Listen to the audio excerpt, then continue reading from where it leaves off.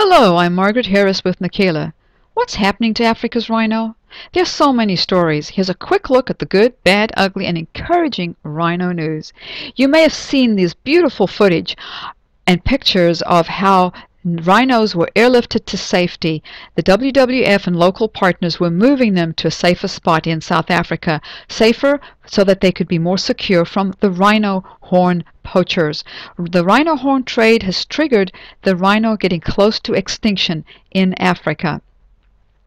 The rhino horn demand has gotten to an all-time high, and the WWF report that poaching has reached record numbers, nearly 400 this year already. So it's a huge demand for the rhino horn in Asia for Chinese medicines. Concern is now growing as well that local people who should be protecting the rhino, like the vets, rangers, and others like that, have gotten involved. Why? Because it is such a lucrative business, sadly enough. It has gotten so bad that they're even talking about it in Australia. The western black rhino has been declared extinct according to the International Union of the Conservation of Nature. Sadly, sadly, sadly. A record number of smuggled endangered species products was seized this last week in Hong Kong to the tune of $2.2 million. Now you can see why people are getting involved. Sadly, these rhino horn are being cut off from the rhino's left to die, and then the horn is smuggled to Asia where it is ground up and used in Chinese medicines.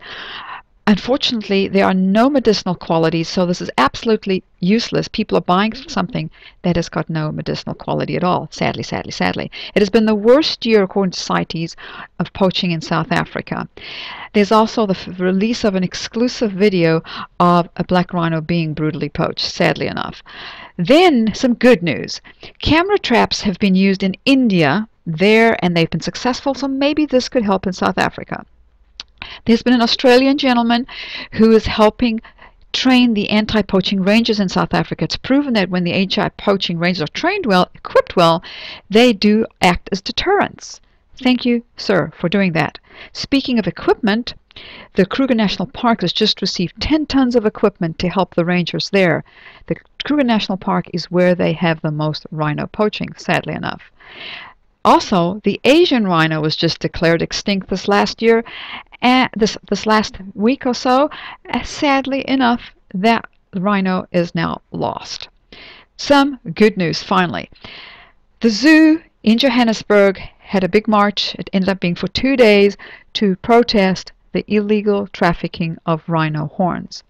Also, there are other nations now in Africa, as well as organizations that are banding together to see what they can do about this huge problem, which needs to be attacked in Africa as well, of course, in Asia.